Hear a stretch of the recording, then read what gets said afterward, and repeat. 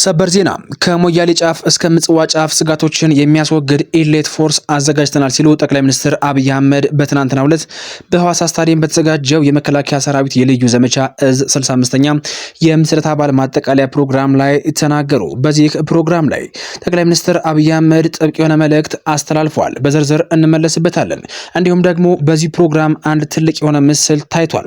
ተወደደም ተጠላም ተዘግተን አንኖርም የሚል መልእክት ተላልፏል። በዚህ ፕሮግራም ምን ተካሄደ? ምን ያክል መከላከያ ሰራዊት ተመረቀ? ጥቅሙስ ምንድነው? በዝርዝር እንመለስበታለን። ጠላትም ወዳጅም ይወቅልን፣ ትዕግስት ፍራቻ አይደለም ሲል የትግራይ ክልል ሰላምና ጸጥታ ቢሮ መግለጫ አወጣ። የትግራይ ክልል ሰላምና ጸጥታ ቢሮ በወቅታዊ ጉዳዮች ላይ ማስጠንቀቂያ አዘል መልእክት ለፌዴራል መንግስት ለ4 ኪሎ ልኳል። የትግራይ ክልል ሰላምና ጸጥታ ቢሮ ያስታወቀው አዲሱ መግለጫ ምንድነው? በዝርዝሩ የመረጃ ጊዜ እንመለስበታለን። እንዲሁም የፋኖ ህዋትና ኦነግ ሸኔ ኃይሎች ከጀነራል አልቡርሃን ጋር በጋራ መምከራቸው ተሰምቷል። እነዚህ አራቱ ኃይሎች በአሁኑ ሰዓት ላይ በድብቅ የመከሩት ጉዳይ ምንድነው? ከዚህ ጋር በተያያዘ ወጣው መረጃ ምን ይመስላል? እንመለስበታለን። ሰላም ጤና ይስጥልን ውድ አድማጭ ተመልካቾቻችን፣ እንኳን በድጋሚ ወደ ቻናላችሁ በሰላም መጣችሁ ያልን በአዳዲስ እንዲሁም ሰበር መደመጥም ጭምር ባለባቸው መረጃዎች ተመልሰናል። አብራችሁ እንድቆዩ በአክብሮት እየጋበዝናችሁ በቀጥታ ወደ ዝርዝር መረጃዎቻችን እንመለሳለን። በቅድሚያ ትጥቅ የሚፈታ ሰራዊት የለም። የትግራይ ክልል ሰላምና ጸጥታ ቢሮ በትናንትናው ዕለት በወጣው መግለጫ የትግራይ ህዝብ መሰረታዊ መብቶችና ደህንነት ካልተረጋገጠ ድረስ ሰራዊቱን ትጥቅ እንደማያስፈታና ህዝቡም አደራውን ለመወጣት ዝግጁ መሆኑን አስታውቋል። ቢሮ በዚህ በትግርኛ በሰጠው መግለጫ መብታችን በትግል እንጂ በችሮታ የሚሰጥ አይደለም በሚል ርዕስ ባወጣው መግለጫ የትግራይ ህዝብ ማንነትና ብሔራዊ ክብርና መሬቱን ተነጥቆ አሁንም በከፍተኛ የህልውና አደጋ ውስጥ እንደሚገኝ ገልጿል። የፕሪቶሪያው ሰላም ስምምነት አደጋ ላይ መውደቁን የጠቀሰው መግለጫው ስምምነቱን የፈረሙ ህጋዊ አካላትን በማግለል ለግለሰቦች ስልጣን የመስጠት የትግራይን ህዝብ አንድነት ለመከፋፈል በጀትና ሰው መድቦ የመስራት እንዲሁም ደግሞ በቴክኖሎጂና በሰራዊት ብዛት የትግራይን የማንበርከክ ሙከራዎች የተደረጉ መሆኑን ከሷል። በተለይም በቅርቡ የተፈጸመውን ድሮን ጥቃት የሰራዊት ክምችት የጠቀሰው ቢሮ ይህ ድርጊት ግልጽ የሆነ የጦርነት አዋጅ መሆኑንና ህዝቡን በኃይል ለመጨፍለቅ የሚደረግ ጥረት መሆኑንም አመላክቷል። ሰራዊቱም የማይናወጥ አቋም እንዳለውም ገልጿል። የሰራዊቱ ዋነኛ ዓላማዎችም በትግራይ ህገ መንግስታዊ ግዛታዊ አንድነት ማረጋገጥ፣ ተፈናቃዮች ወደ ቀያቸው መመለስና የራስን እድል በራስ የመወሰን መብት ማረጋገጥ መሆናቸውንም መግለጫው በዝርዝር አስቀምጧል።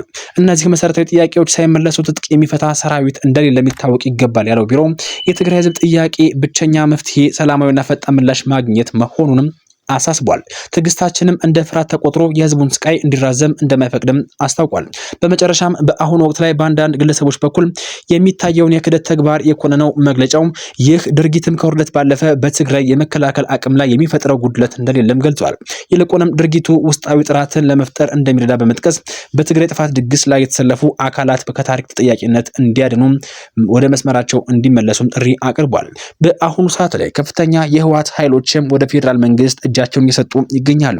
ይህንን ተከትሎም በዚህ መግለጫም የነሱን ስም ለመጥቀስም ተሞክሯል።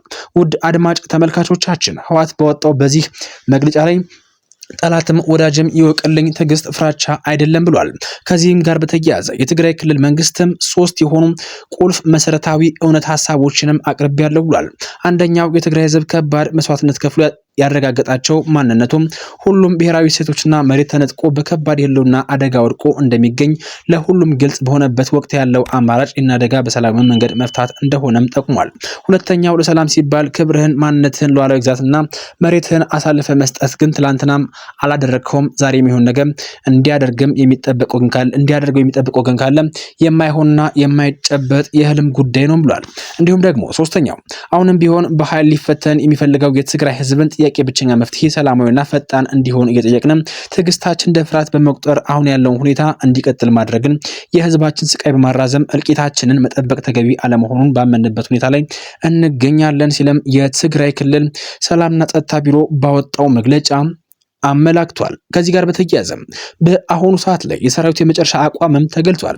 የመጀመሪያው ሐሳብ የትግራይ ህዝብ ህገ መንግስታዊ ግዛት አንድነት ማረጋገጥ ሲሆን፣ ሁለተኛው ለተፈናቀሉ በወረራዎችም ስር እየተሰቃዩ ያሉ ህዝባችንን ዋስትና ተረጋግጦ ቀያቸው እንዲመለሱ እንዲኖሩ ማድረግ ሲሆን፣ ሶስተኛው ህዝብ በመረጠው አካል እንዲተዳደር ማድረግ ነውም ብለዋል። ውድ አድማጭ ተመልካቾቻችን ይህ ከትግራይ ክልል ሰላምና ጸጥታ ቢሮ በጊዜያዊ ጉዳይ ላይ የተሰጠ መግለጫ ነው። በተከታዩ መረጃችን የኢትዮጵያ መንግስት ከሞያሌ ጫፍ እስከ ምጽዋ ጫፍ ድረስ ስጋቶችን የሚያስወግድ ኤሌት ፎርስ አዘጋጅቶ እንዳስመረቀ ጠቅላይ ሚኒስትር አብይ አህመድ በትናንትናው ዕለት በሐዋሳ ስታዲየም በተዘጋጀው የመከላከያ ሰራዊት ልዩ ዘመቻ እዝ 65ኛ የምስረታ ዓመት ማጠቃለያ ፕሮግራም ላይ ተናገሩ። ጠቅላይ ሚኒስትር አብይ አህመድ በአሁኑ ሰዓት ላይ እነዚህ የተመረቁት ኃይሎችም የምስራቅ አፍሪካን ሰላም ከዛም ባለፈም የሙሉ አፍሪካን ሰላም ለማስጠበቅ የሚሰሩ ኃይሎች እንደሆኑም ተናግረዋል።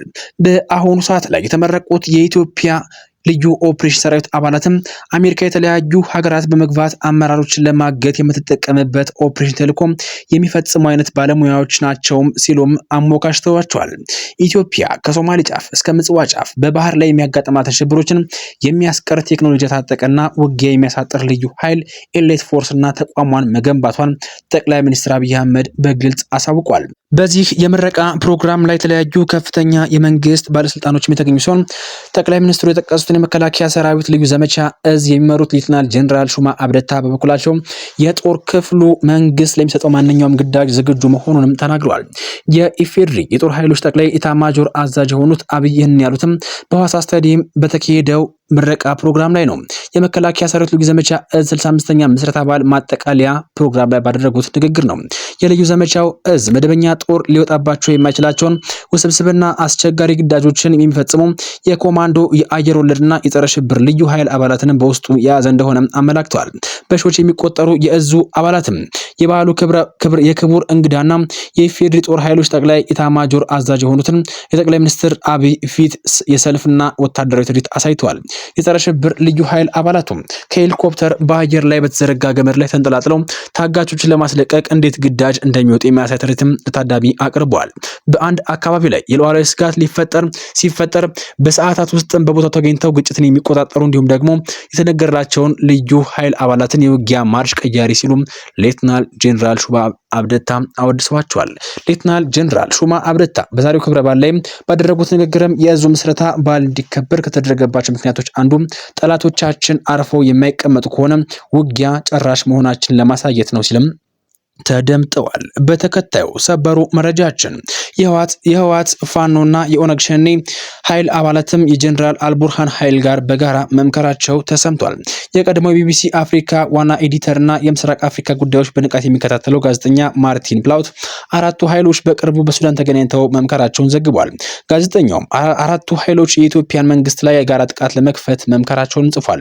ከዚህ ቀደም ዘ ኢኮኖሚስት እነዚህ ኃይሎች በሱዳን ተገናኝተው መወያየታቸው መዘገቡ ይታወሳል። የሱዳን ብሔራዊ ጦርን የሚመሩት ጀነራል አብዱል ፈታህ አልቡርሃን የኢትዮጵያ አማጺዎችን እንደሚደግፉ መረጃዎችም ያሳያሉ። ለአብነት ከቀናት በፊት ተቀናቃኛቸው መሐመድ ሐምድ አጋሎ የትግራይ ታጣቂዎችን ከአልቡርሃን ጎን ተሰልፈው እየተዋጉ መሆናቸውን ከሰው ነበረ። በአሁኑ ሰዓት በተሰማው መረጃም የፋኖ የህወሓትና የኦነግ ሸኔ ከፍተኛ አመራሮችም ከአልቡርሃን ኃይል ጋር በሱዳን በጋራ መምከራቸውና በጋራ ጉዳዮች ላይ አብረው ለመስራት መስማማታቸውን ነው የወጣው መረጃ ያመላክተው። ውድ አድማጭ ተመልካቾቻችን በዚህ መረጃ ሰዓት ይዤላችሁ የመጣሁት መረጃ ይህን ይመስላል። በቀጣይ እስክንገናኝ ድረስ አሁን በዚህ አበቃን። መልካም ቆይታ